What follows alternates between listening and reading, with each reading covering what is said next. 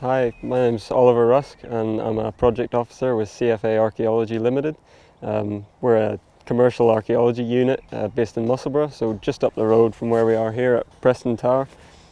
And over the past week we've been conducting an archaeological evaluation to look at the presence and character of deposits, the accumulated layers beneath the ground surface.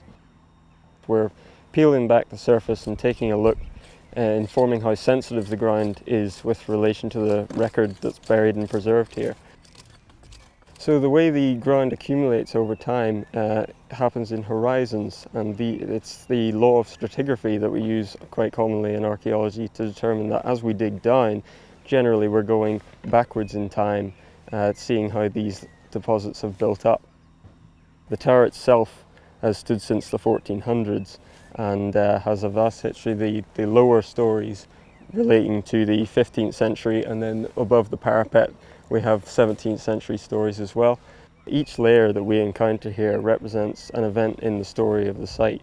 The deposits that we're coming on and examining now date to the 19th century and hold evidence such as clay tobacco pipe and oyster shell.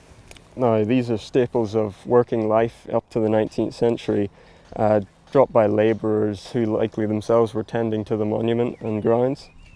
And we have in fact uncovered an area of mortared wall and paving that lies underneath the 19th century rubble and is of an earlier date. And we've also been able to draw some nice connections just from the material that we've had. This piece of masonry here is recognisable as part of the corbel for the parapet. So that will have fallen off at some point, and that's been contained in the rubble layer since the 19th century.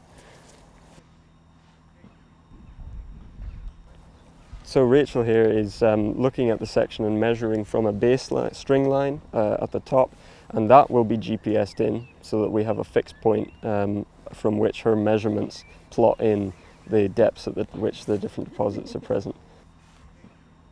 My name's Rachel Frame. I'm a supervisor with CFA Archaeology Limited, working here at the moment at Preston Tower with the others. And for me, archaeology is the most interesting because you get to see what real people's lives were like. I started when I was younger at school, studied history and classics, all sort of the usual subjects that are available, but then as I got older I was like, well, I want to know what the real people were like, and so being able to find things like pieces of clay pipe, and this is a very common type of pottery, it's not fancy tableware, it's not going to be what the elites were necessarily using, it's more like a kitchen storage vessel. So being able to find these sorts of objects and see the real stories that aren't just what the famous people or the winners and the elites wrote down in history books is really what makes me so fascinated by archaeology, and why it gets me out here in all weathers, in full waterproofs in July, still digging, still looking to find things and see how real people lived in the past and not just what battles were won. Written history is normally, there's the famous saying, history is written by the victors. And that's very true. It's also normally throughout history written by the elite, because widespread ability to read and write is a fairly recent phenomenon. So it can be useful for giving you context, for example, the history of when the tower was built and which family lived in it. But it doesn't tell you about who was working in the kitchens and what food they were eating if it wasn't a banquet, what their normal meals were, or about what happened to this tower later in its life. There's no real written records about some of the things that happened in the 19th century, and so going through these rubble layers that we have, that Ollie's talked about, where we found things like this clay pipe and this pottery, has really helped enlighten us on a wider history and a wider story of the tower. So it gives you a better idea of what normal people like us experienced in the past, not just what the kings and the queens, how they lived their lives, everything that you get in your history textbooks. So I obviously have a great enthusiasm for history and the past.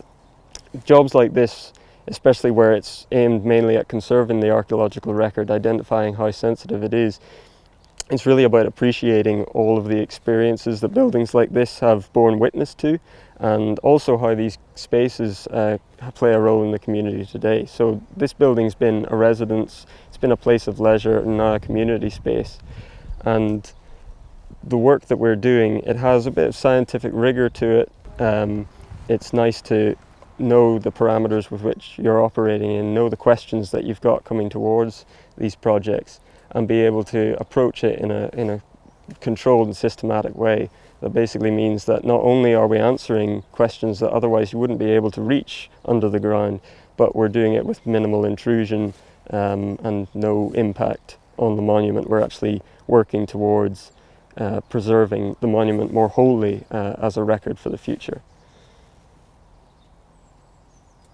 Obviously, we don't always find objects. Not all of archaeology is artefacts, but especially when you're dealing with more recent history, in our terms of things, it's not thousands of years old, it's only hundreds of years old. You can actually pick up and touch things. This is the fragment of a stem of a clay pipe. It would have been in somebody's mouth. They would have been smoking out of it, handling it. It would have just been in their back pocket. It's a very normal object, and it's a really physical connection to the past.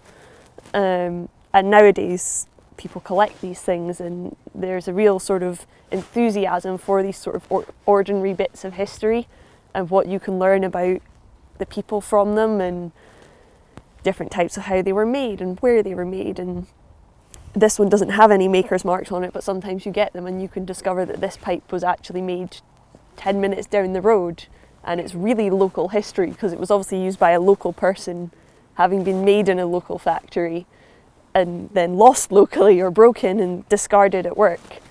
So yeah, it's a real nice tangible link to your ancestors in the past.